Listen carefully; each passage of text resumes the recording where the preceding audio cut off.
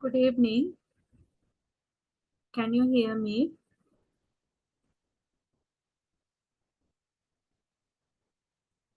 Right. Um, we were talking about the teacher-student relationship.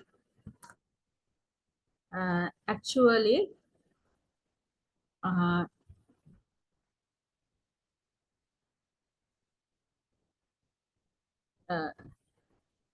the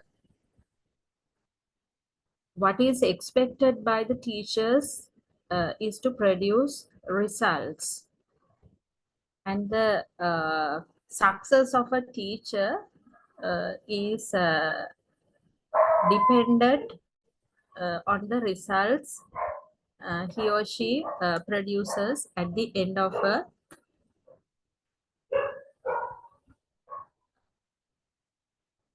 a term or year uh,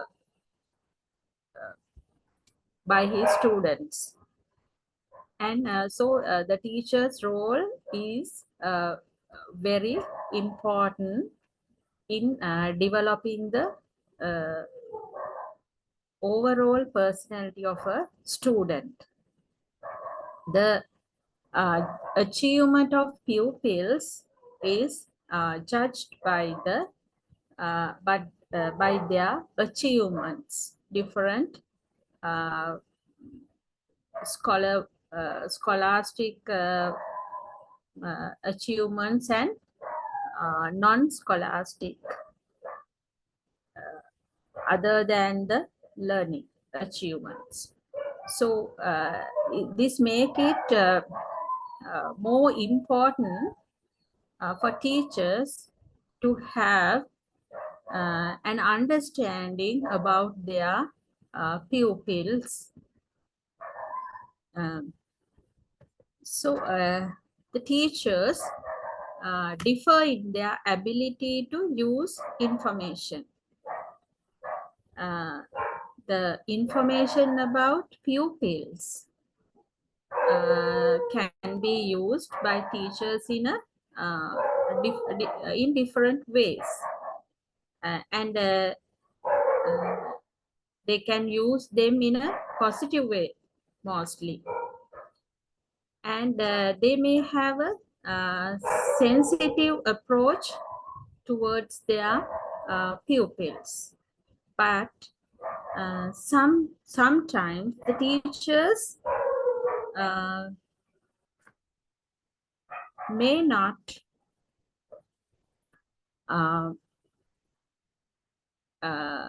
have the sensibility to maintain the secrecy of some confidential information regarding some students. So in this kind of situation, it will be very harmful for the students.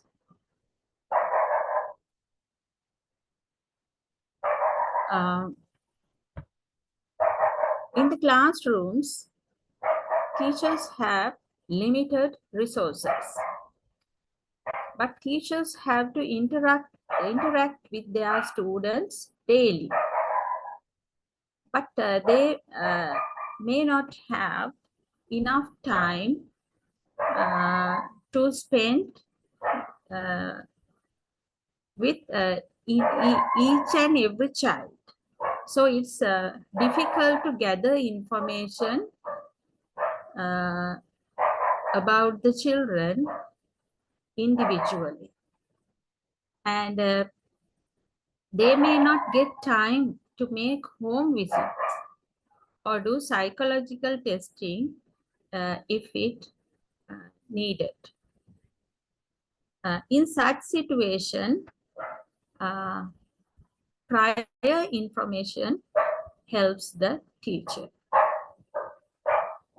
So teacher can play a role as a counselor.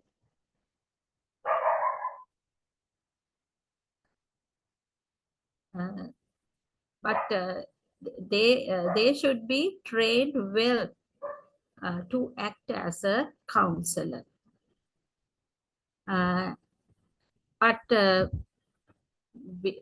along with that, they may have to play the role of a counselor. Sometimes trained counselors may not be available in the school, so teacher has to play this additional role.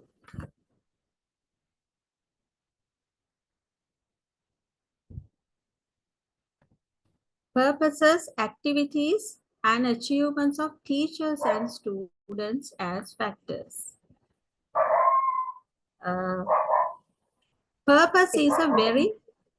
Excuse me, madam. Are you sharing any screen? Can't you see it? No, madam. I'm extremely sorry. Wait.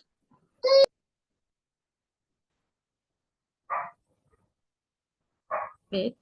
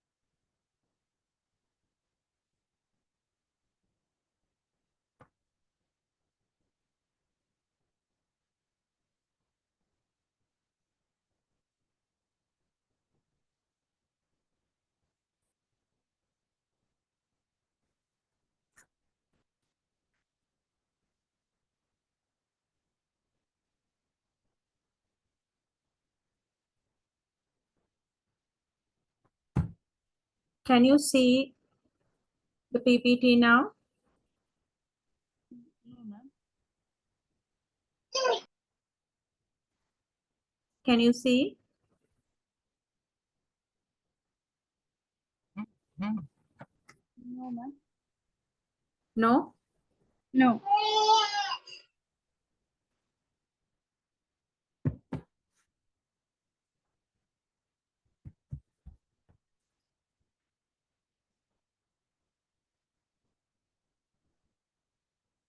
But I have shared it. Wait.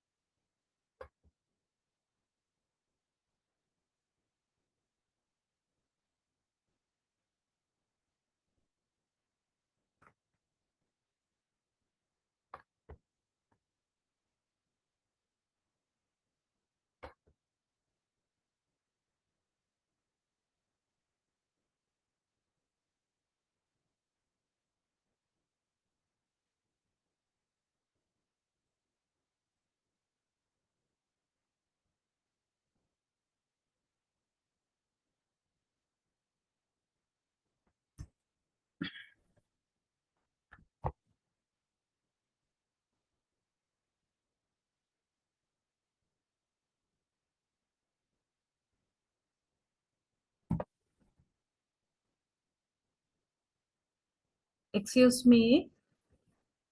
Can you hear me? Yes, ma'am. Hello? Yes, ma'am. Actually, Yeah, sorry. Yeah, issue. that's okay, ma'am. Okay. Thank you for your patience. Mm.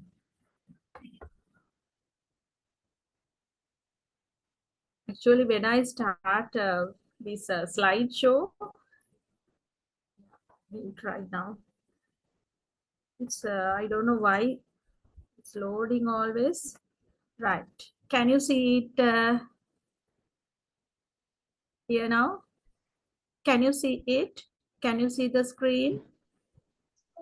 No, madam. Still not displayed. I don't know why.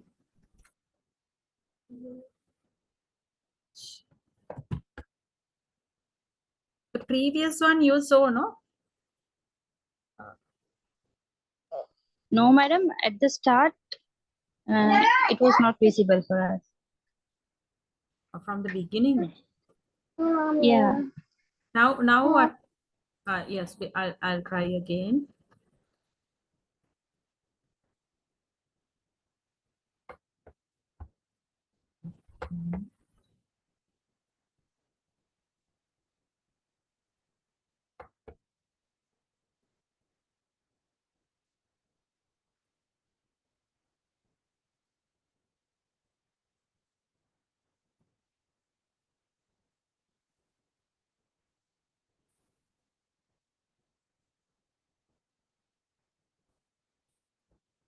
What about now?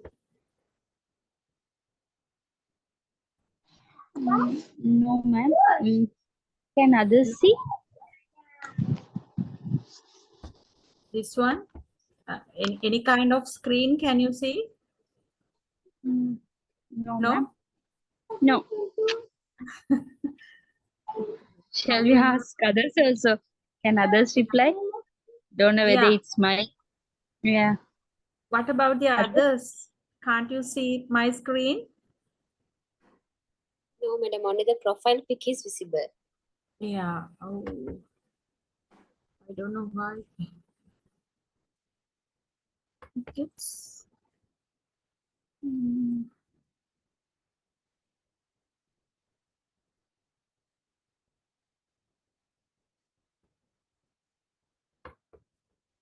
this.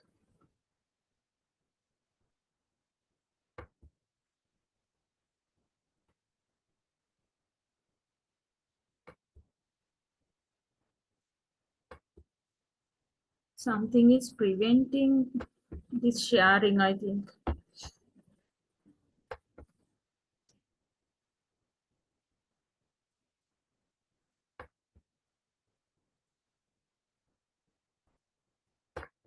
Then it's okay, ma'am. You just explain, madam. Yeah. Yeah.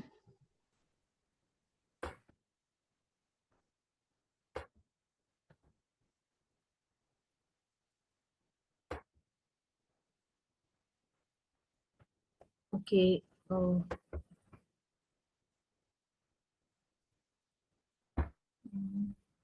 Right.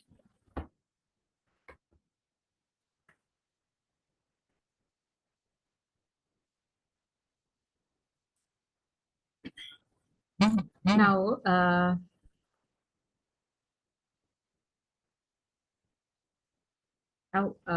we were talking about the role of teacher in the classroom. Now, we have discussed that teachers differ in their ability to use information. That means they the information here means the information about pupils or students. So teachers may use the information about pupils in a positive way, and they may have a sensitive approach towards their pupils, but sometimes some teachers may not have the sensibility to maintain the secrecy of some confidential information regarding some students. So it may be harmful. Resources of teachers are limited. Now, teachers interact with students daily, but still they do not have individual time to spend with each child and gather information about them. Teachers may not get time to visit students' houses or do psychological testing for students if it needs. In such situations, previous information regarding students help. Next, we'll talk about teachers' role as counselor. Teachers need to teach for sure, because that is what they have been appointed for. The teacher's task is to teach. For sure mean the expected way.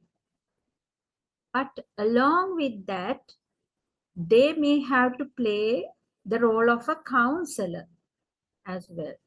Now, teachers may have to be act as counselors for students. The students have so many grievings sometimes. If only the teacher is kind and helpful and attentive, a good listener for students, the students can be relieved from their sorrows, like that. So sometimes there are trained counselors in schools, but I mean, most of the time. But there are cases that they are not available at schools. So in that situation, the teacher has to play this additional role as a counselor. And next point is purposes, activities, and achievements of teachers and students as factors. Purpose is a very important factor around which our entire life revolves. Everybody has our desires on expectations. But so this is true for teachers as well as students. In a classroom, both the teacher and students have similar purposes. Their aim or their expectation is similar. Why? It is seen in a classroom when teacher and student share similar purposes, that they have a good rapport. When there is good rapport or good relationship with students, they share a similar purpose. They have a similar target. When there is a definiteness of purpose for both the teacher and the student, the relationship is good and beneficial for both.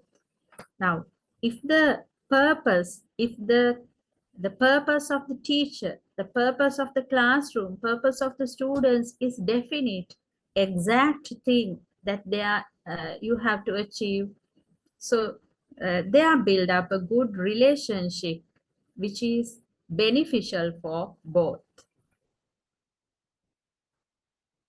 Next point is activities in a classroom. A variety of activities take place in a classroom. Inside now, in a learning teaching environment, there are varieties of activities. children prefer outdoor activities and picnics, field trips, field visits, like that. On the other hand, those outdoor activities are some kind of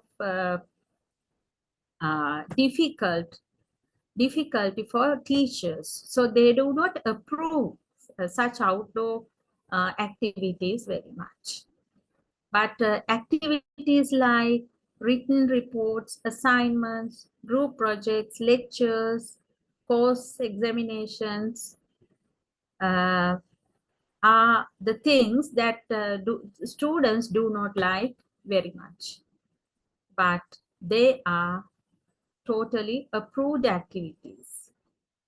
So a teacher has to maintain the balance between these outdoor and indoor activities in order to make students happy and learn in the same time.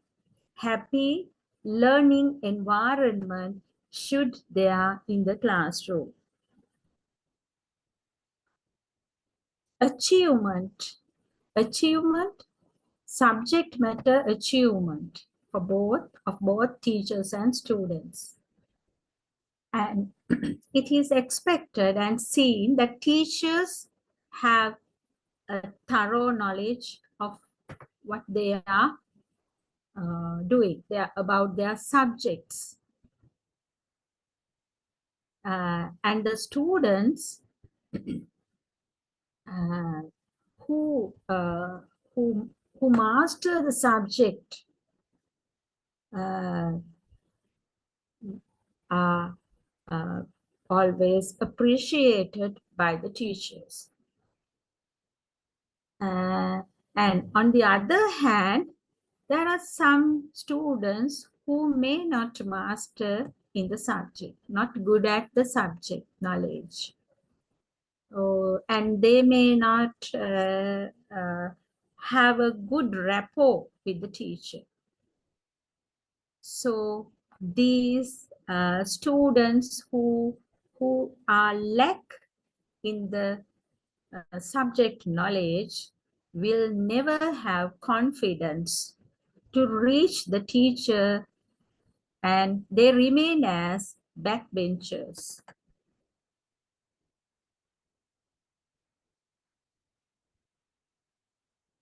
And techniques of control. Now, classroom management techniques. By using classroom management techniques, the classroom can be a productive place where there is discipline. In a classroom, there should be discipline and a control in order to achieve the targets. So the first prerequisite for good teaching learning to take place is to have a conducive atmosphere for learning. So it's essential to have a conducive atmosphere, mean a kind of a control. I mean, not controlling the students, but there should be a very disciplinary atmosphere. Too liberal teachers may create indiscipline in the classroom. So this you may have to think about this. If you give much freedom to the students, they may act in inappropriate ways where you miss discipline out of control. So giving too much liberty to students when they are doing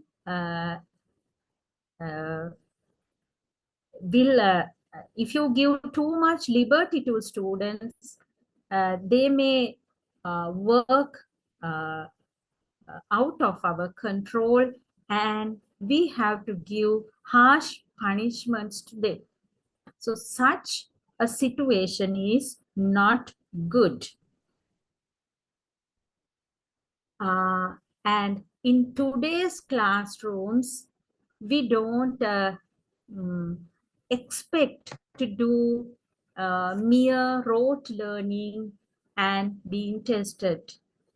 So that situation have changed. So teachers today give instructions to students and show them the way to actual learning. So actual learning has to be done by the students themselves. That means they have to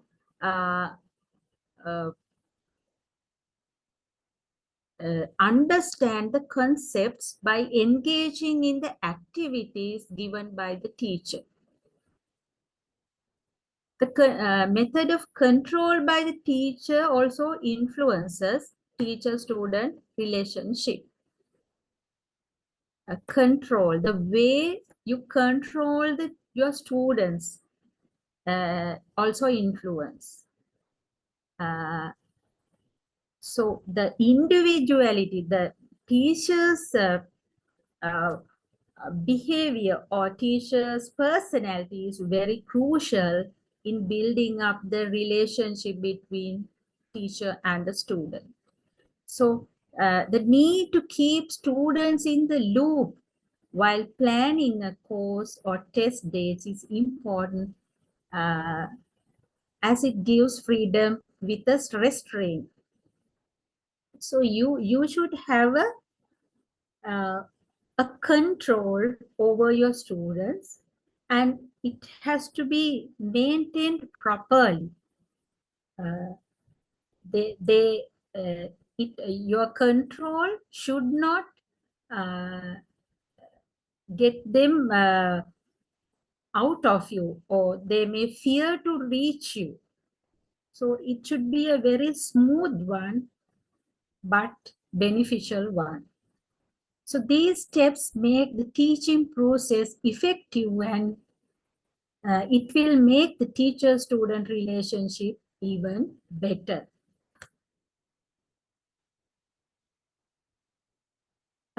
Social belief as a factor for teacher-student relationship. What the social belief about the teacher-student relationship? In cases where teachers and students share similar beliefs, they tend to have better relationships. If the teacher and student have a kind of a similarity in their beliefs and ideas, there's a smooth relationship. So they have a better rapport in between. Teachers who believe in ideals like patriotism and simplicity are admired much by their students. Actually, students imitate their teachers. If there are good teachers with ideals, or they believe in socially expected strong ideas, they like to, the students like to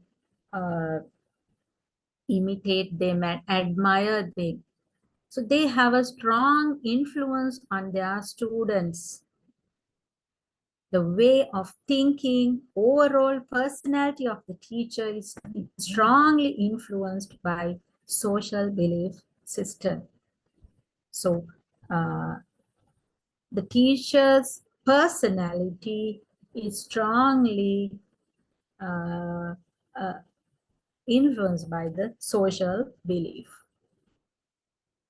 The administrator-teacher relationship as a factor in teacher-student relationship.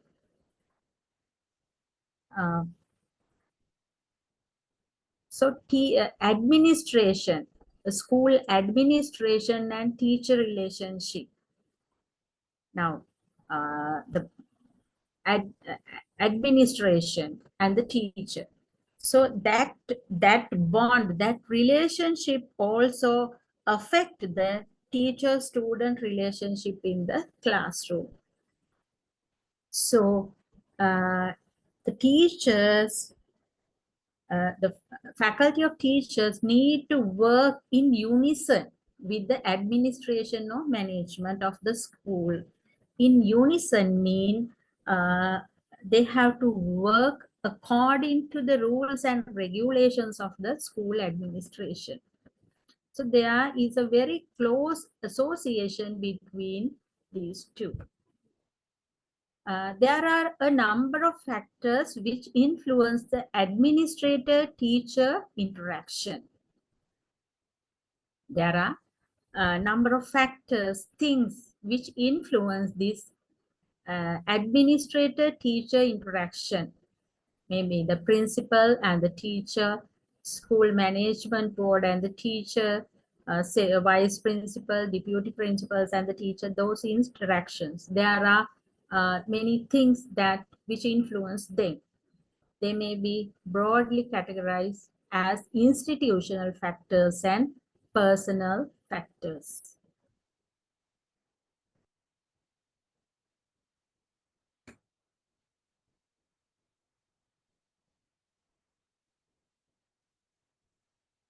Institutional factors are the factors which affect the relationship between administrator and the teacher. They may have two types, disruptive forces and cohesive forces. Disruptive forces are unpleasant, whereas cohesive forces are pleasant. Disruptive forces and cohesive forces. Institutional factors. Let's see what are these disruptive forces. Now, you see the school administration is responsible for all the major decisions of the institution. So sometimes they may not be very conducive or friendly. Conducive or friendly. The administration side may be somewhat harsh. As a result of this, the teacher may undergo some following happenings like sycophancy, isolation, belligerency, adjustment. They may isolate, they may adjust, they may go out of it, they may act sometimes against these forces when they are harsh. Sycophancy. Sycophancy. This is when the teacher becomes a flatterer to the authority. Flatterer, pretending, doing the showing that they are doing the but it's a false thing, false act. So the teacher simply keeps repeating the acts of the management whether or not it is genuinely needed. Just acting out the task given by the management, but no genuinity is there. Just doing it. This is observed everywhere. You can see this everywhere. In order to remain in the good books of the administration, employees do this very often. You may have some ideas about this. Flatterers. Then isolation.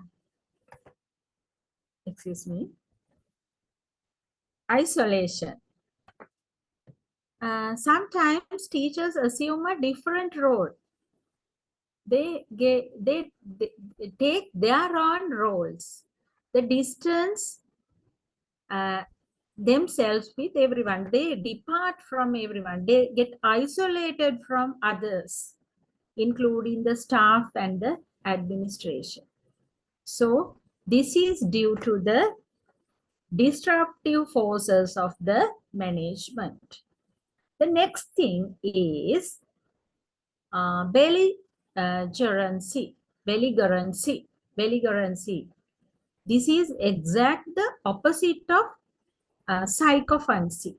Sycophancy is the teacher becomes a flatterer. Belligerency is opposite of that. In this situation, the teacher is always in a state of conflict with the management. That means go beyond, out of control teacher. So he or she keeps contradicting the administration, contradicting, out of control, sometimes breaks rules. The other one is adjustments. Most teachers do not fall prey to the above three mechanisms. That means sycophancy, isolation, and belligerency.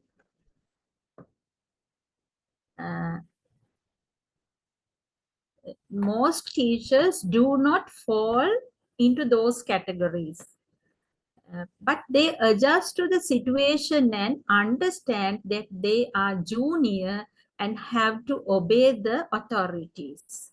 Most of the teachers adjust to the situation. How harsh the administration may be, they adjust themselves and understand that they are junior to the administration and they have to obey the rules and regulations given by the authority, and they do not display any kind of hostility or anger reactions toward the administration. Disruptive forces and cohesive forces. Now this one is cohesive forces. In an institution, one finds a close association of the management and the teaching staff.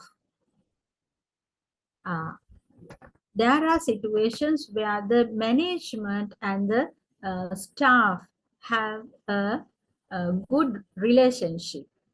Both of them work in agreement with each other. And teaching and non-teaching staff work in collaboration with each other. They work collaboratively. The final aim of each and every worker of any organization is the success. They need success. The administration takes harsh steps and also sometimes to maintain the discipline in the institution. The administration or the management may be harsh sometimes because they want to have the discipline in the institution. So any institution, a school, any organization, the hierarchy is very important. It's a very important factor. Hierarchy of authority. When each person at each level does his duty well in the organization, there is a good working culture. If everybody in the hierarchy, there are duties and responsibilities. Each and everyone do his responsibilities and duties in as it is expected, there occurs a good working culture. If there is a good working culture anywhere, everybody gets benefited from it. The unwritten laws are well understood by all. Everything is understood. And all the staff members perform their duty and ensure the smooth working of the institution. So these kind of schools, organizations, institutions, go to the success. They see the success of their students or clients. So this is a very beneficial for everybody. So this is cohesive forces. The teacher-pupil interaction. When we analyze the interaction between the teachers and the students, we observe activities like talking, listening, thinking, movement, etc. They take place constantly. John Whitehall classified the classroom interactions into 7 categories. They are like this.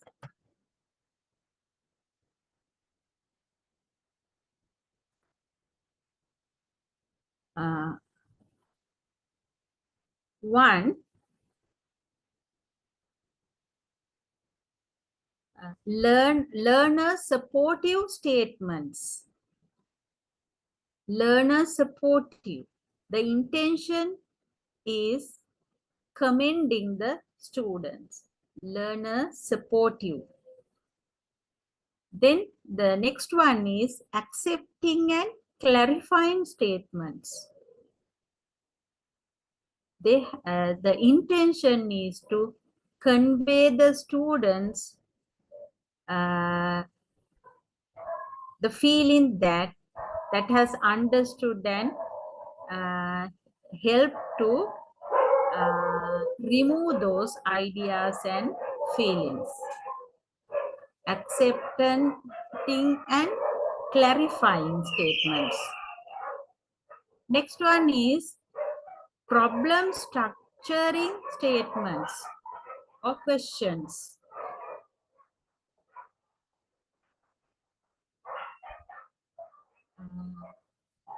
These which raise questions about the problem in an objective manner, which facilitates the learner's problem solving qualities. So John Whitehall classified classroom interaction into 7 categories. Then next one is neutral statements. Neutral statements. They compromise polite formalities, repetition of something already said. Neutral statements. Directive statements, which intend to have the students follow a command of an action. Then reproving remarks, which deter or stop the students from continued indulgence in present unacceptable behavior. Reproving remarks, which means to stop the students' unacceptable behavior. Then next one is teachers' self-supporting remarks, which are intended to sustain or justify the teacher's course of action. So the seven interactions of John Whitehall are learner supportive statements, accepting and clarifying statements, problem structuring statements, neutral statements, directive statements, reproving remarks, teachers' self-supporting remarks.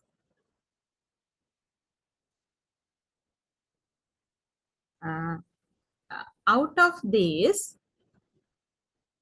learner supportive statements, accepting and clarifying statements, and problem structuring statements are learner-centered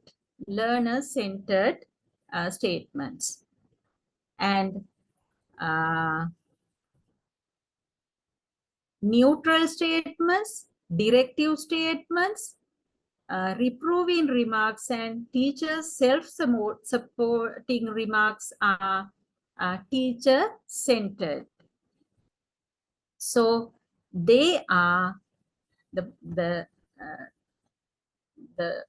not the first third one, next four, the last four of interactions may not be identifiable in real classroom situations easily.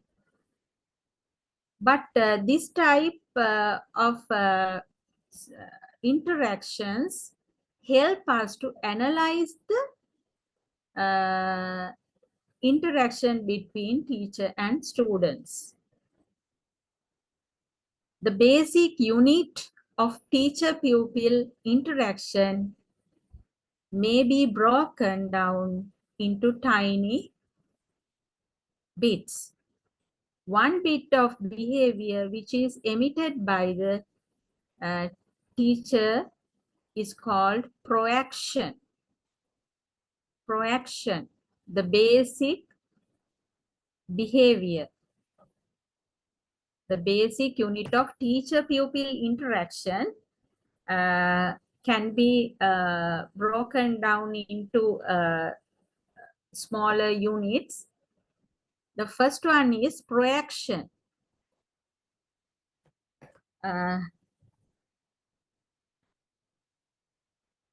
Then reaction.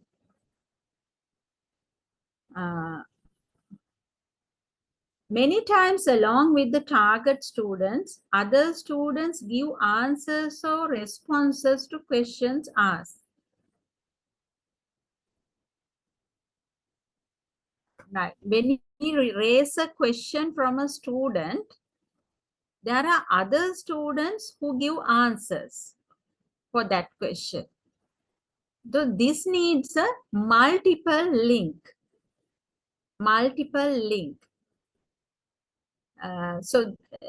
That is called ripple effect. Ripple effect. In a ripple effect, there are multiple links joined together to form chains.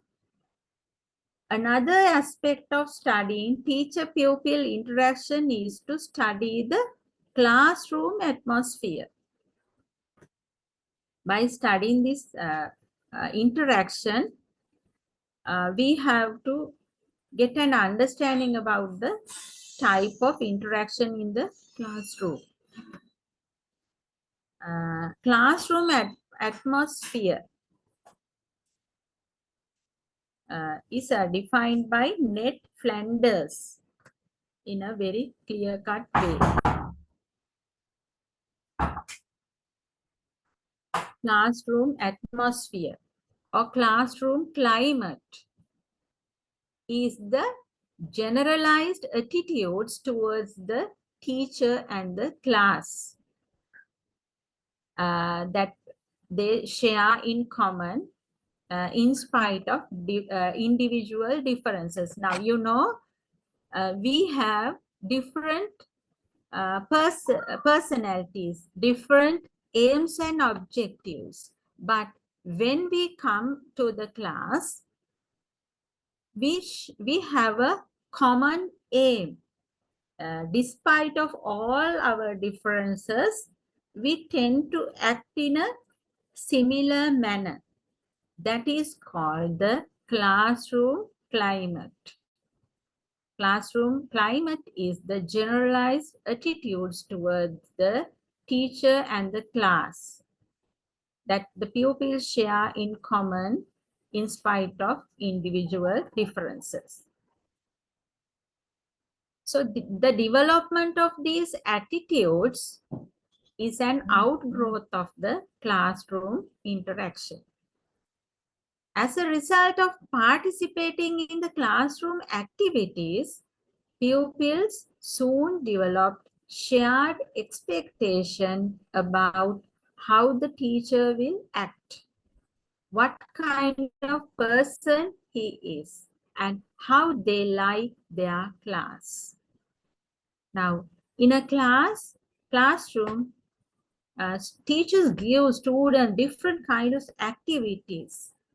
So they engage in the activities and they develop their own ideas. Children share their ideas with their peers or group members.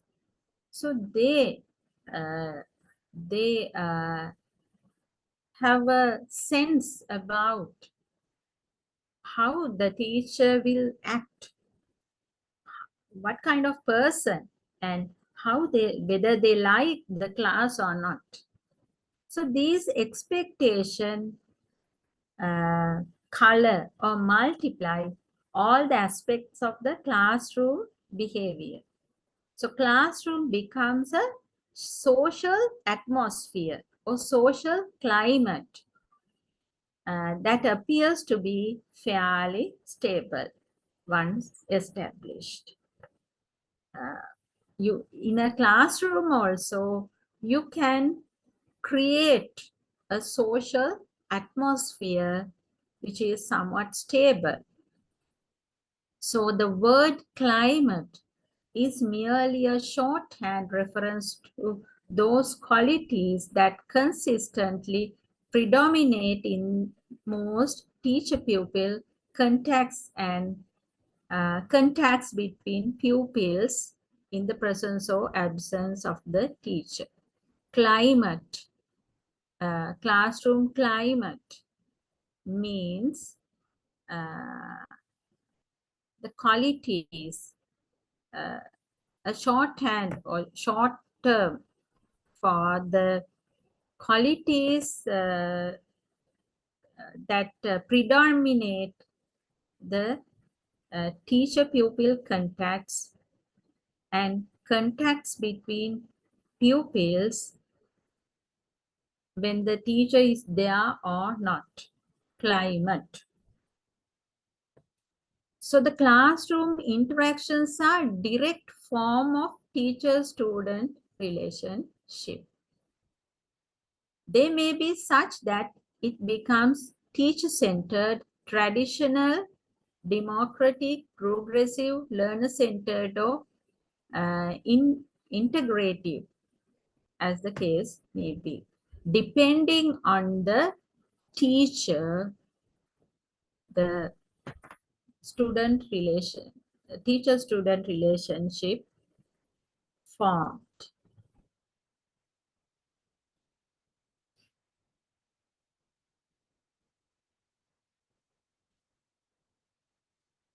Levin, Lippitt, and White, they have conducted a study on interaction analysis, how the interaction occurs. And they said, they have concluded that there are three main leadership styles. They are authoritarian, democratic, and laissez-faire. So these three kind of leadership can be found in leaders or in teachers. Teachers, in another way, have authority over the students in the classroom. So he or she may come under these three types. He or she gives orders. The teacher determines the entire course does not participate in the working of the class but remains aloof. That you have to keep in mind. If you merely give orders and if you do not participate in student activities, you are an authoritarian. You become aloof, isolate from the students, and children may not like it.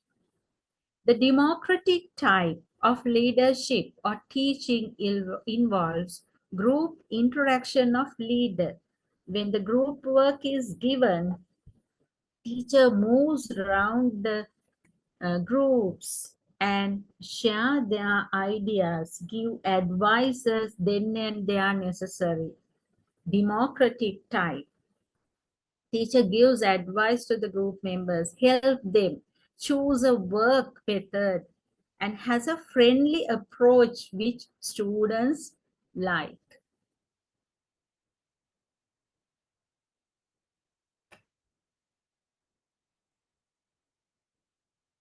A laissez-faire is not at all beneficial.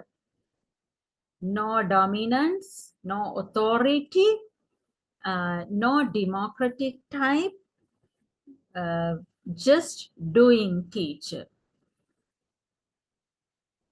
Anderson and Browner in 1945 observed that there are two basic extreme teacher types: dominative and interrogative. Dominative and interrogative, according to Anderson and Browner. The dominative type, like Levin's authoritarian teacher, authoritarian leader, dominative, authoritarian, likes to give orders, wants students to obey blindly, does not like criticism or any kind of discussions, give blames and threatens others. Dominative or authoritarians. On the other hand, interrogative teachers, they request students, they ask for suggestions and for cooperation from them. Interrogative builds up relationship, request and ask for their suggestions.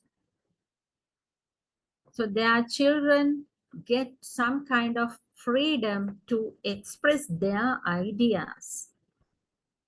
From here, it was found that students were more receptive in case of interrogative teacher, receptive type of giving their ideas, share their ideas when the teacher is interrogative. They show more appreciation for others. When there is an interrogative teacher, children tend to appreciate others. It is easy to understand that students modify their own behavior according to the teaching pattern of the teachers. Right. This is a very important point to think about. If we think about our own history at school, if we have got dominative teachers, we may have dominative types of characters now. Likely, there's a likelihood of having that kind of feature, character in us. So the students modify or they change their behavior, their own behavior according to the teaching pattern of the teachers. The whole classroom atmosphere depends upon the teacher that determines the behavior and conduct of students. So see, very important thing. The whole classroom atmosphere depends on the teacher. Teacher determines some behavior and conduct of students. That's why the teacher's planning, teacher education, teacher's personality uh, are all important. Teacher is a very important person in students' life. Working consensus in the classroom. All the activities which take place need the consensus of all. Here we define consensus into three categories: concord, discord, and pseudo-concord.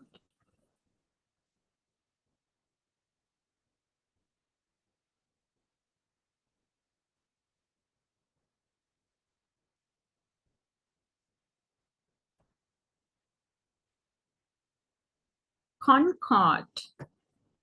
Concord is there very high consensus regarding some issue. This situation is happy and pleasant for both the parties, both teacher and pupils. Concord situations. They both participate happily in decision making.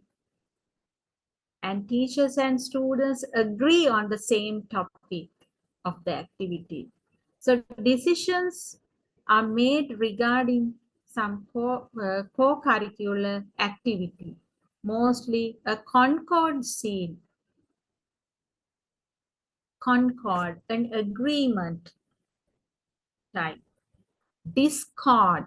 This is a situation when there is apparently low consensus in the decision. The consensus being low, the parties are not in a profit-making situation. They are at the two ends. This situation is unpleasant, and this arises mostly when assignments are given to students. When they need to prepare more than their prescribed syllabus, or when they use the library for some book review or something, such decision is likely make a discord situation.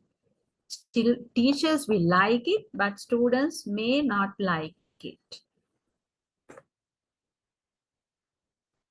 Pseudo-concord. This is a situation when a mixed kind of response occurs.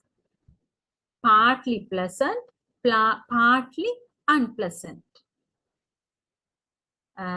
Sometimes there are bargains and sometimes losses. This kind of pseudo-concord situation occurs because the teacher gives instruction which students have to follow or not. They like it. The teacher gives instructions. They have to follow it whether they like it or not. In this is a case of pseudo-concord, though it looks like concord. So teacher has all the power in the classroom. Students definitely do not have to say anything here. They simply have to do what they are told.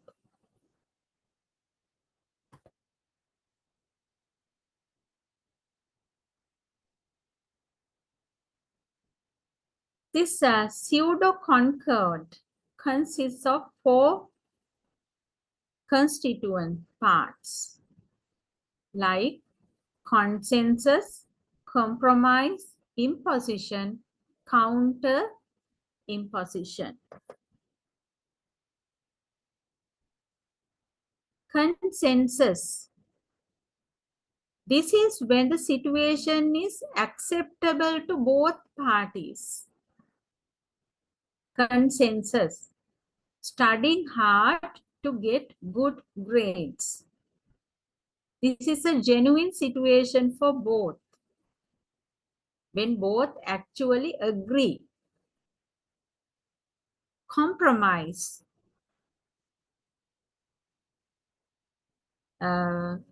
This happens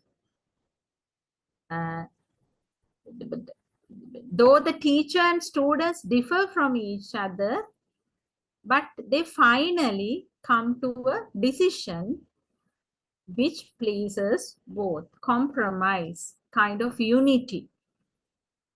Now, like this example, a teacher agrees to show a movie to the students once they have performed well. When they do some work well, teacher agrees to show them a movie. So finally, both of them become happy. Imposition. This is when there is a difference of opinion between the teacher and students. But finally, teacher imposes his decision to the students. This happens in most situations because mostly students want something to be done but finally have to give in and do what they are taught. Students want to do something in some way, but at the end they have to agree with the teacher and do what the teacher says. That is imposition. Counter imposition. This happens when there is a difference of opinion, but the teacher gives in. Teacher gives there's a different in opinion, but here students have the dominant role. But such a situation is not encouraged in a disciplined class.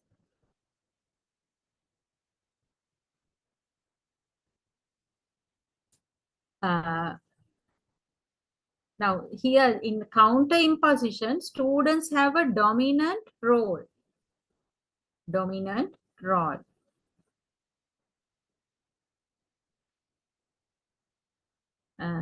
Congenial teacher-student interactions take place when there is acceptance. So Carl Rogers also accepts this theory. He said that this depends upon some basic assumptions.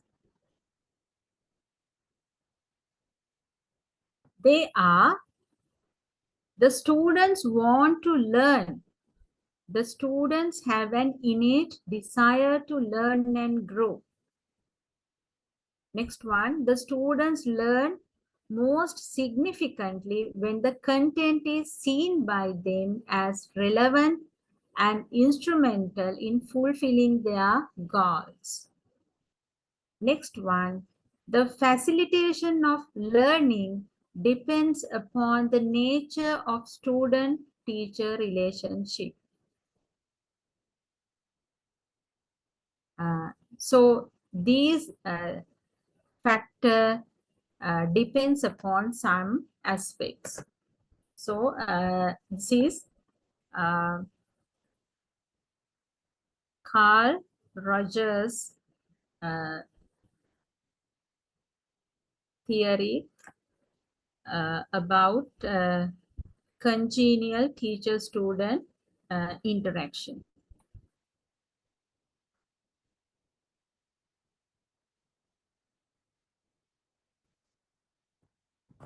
Right. I think it's better if we go back to where we have started and have some kind of summary.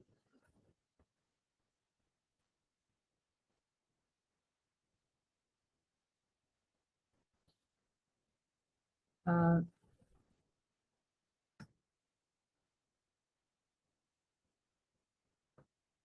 Now, the teacher's role. First, we have talked about teacher's role in the classroom. The first thing we discussed is the teacher as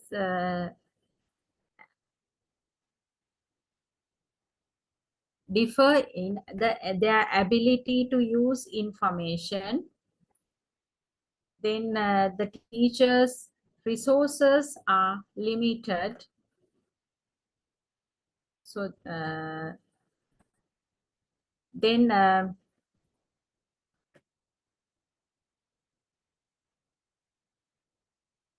we talked about the achievements of teachers and students.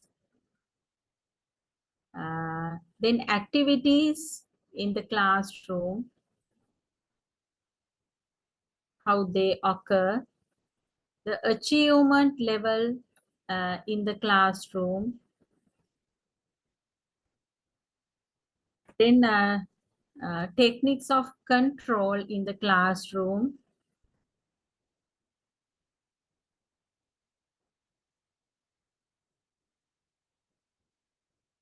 Then the social belief as a factor for teacher-student relationship.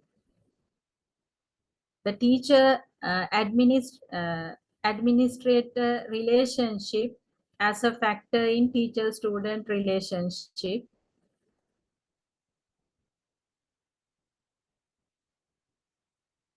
Then institutional factors, cohesive forces, disruptive forces. Disruptive forces, because of disruptive forces, there are four unpleasant happenings for teachers: sycophancy, isolation, belligerency, and adjustment. Sycophancy is teacher becomes a flatterer to the authority.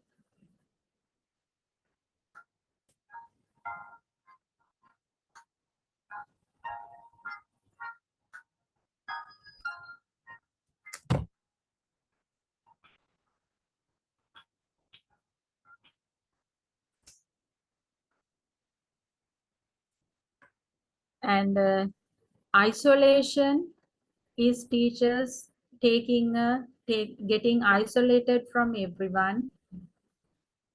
Belligerency means teachers in a state of conflict with the management. Adjustment means teachers adjust to the situation. Then we cohesive forces.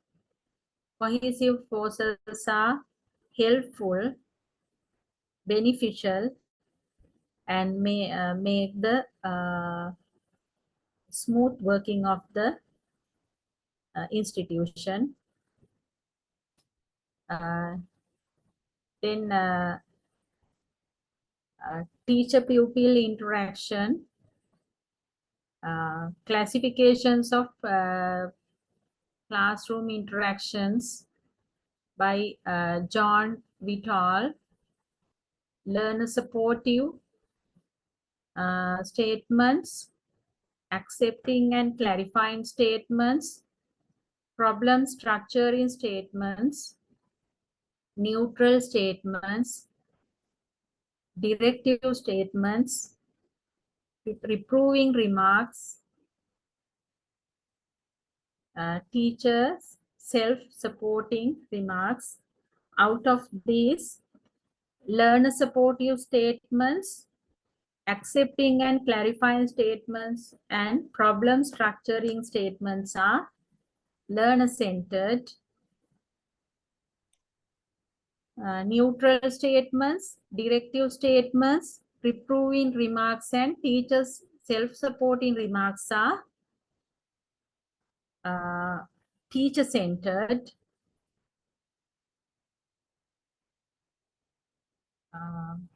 Then we talked about classroom climate. The classroom climate is the qualities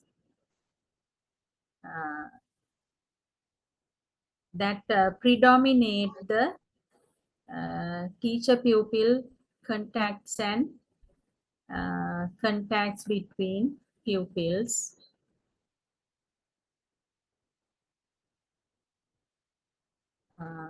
Then Levin, Lippitt and White's categorization of leadership styles: authoritarian, democratic, and laissez-faire. Authoritarian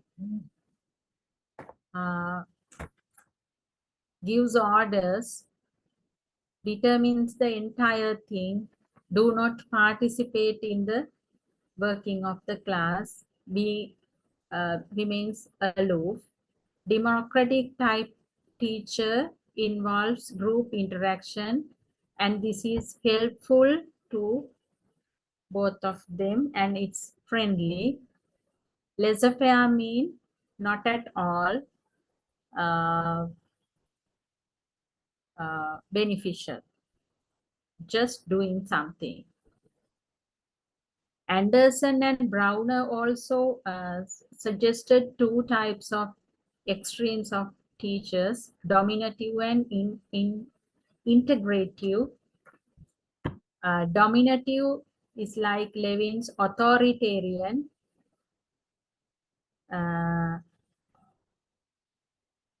Integrative mean friendly behavior in the classroom. Then the working consensus in the classroom defined into three categories like concord, discord, and pseudo concord.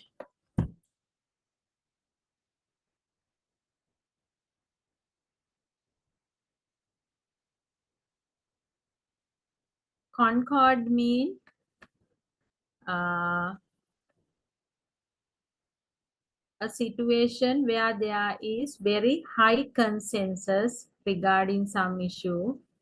This situation is very pleasant for both the teacher and pupils. They take decisions very happily.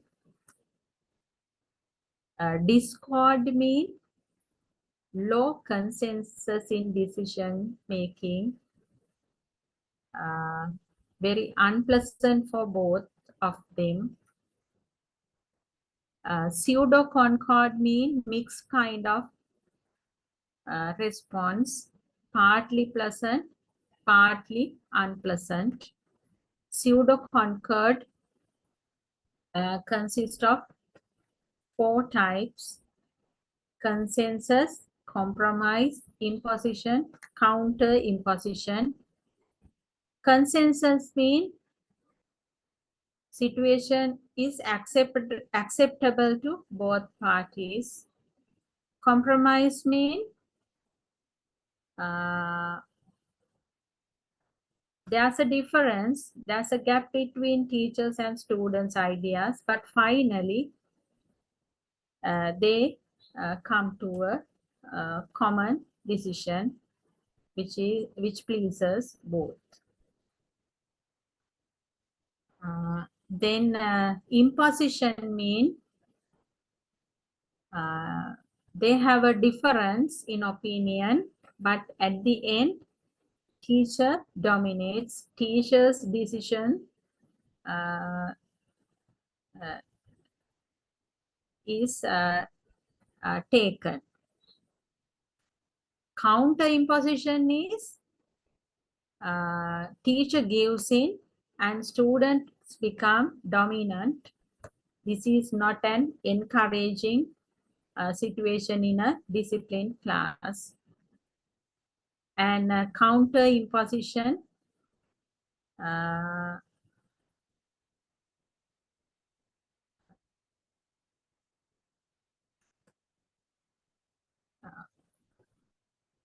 is not accepted. Then Carl Rogers says congenial teacher-student interactions like this. Students want to learn and students have to have an innate desire to learn and grow. Then students learn most significantly when the content is seen by them as relevant and instrumental in fulfilling their goals. Next one is the facility for learning depends upon the nature of student relationship.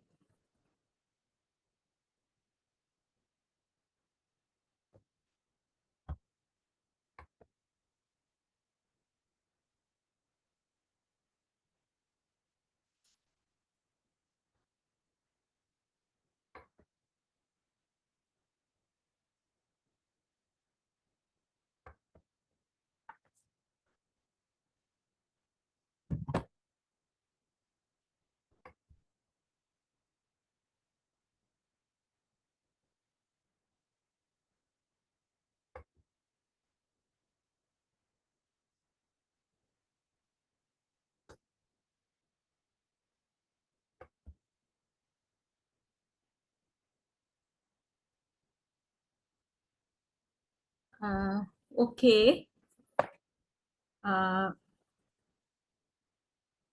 So Fatima, Rusla, and I can see Nadika.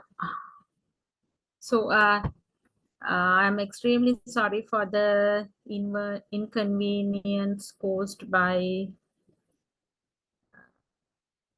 not presenting the PPT for you. So do you have any clarifications regarding today's lesson? Fatima?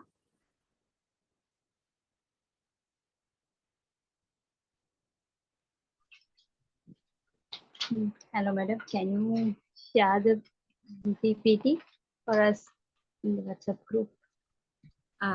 Yes, sure. I will do it. Actually, so there's some problem. I'll do it, Puta. I'll do it. Okay. Thank you, madam. Okay. So any other thing?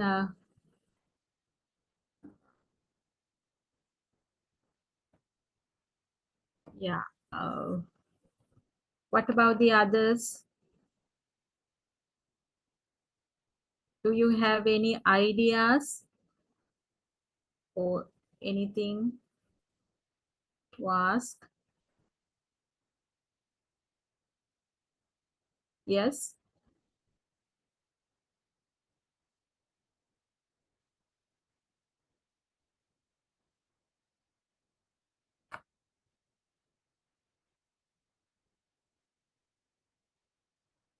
Okay, then we'll wind up this session now. I will share the PPT in your group. So let's meet again next week in a new lesson. Okay. Goodbye then. Good night. Thank you, madam. Good night. Good night. Thank you, madam. Good night. Good night, Fatima. Good night. Ayumi, good night. Yeah.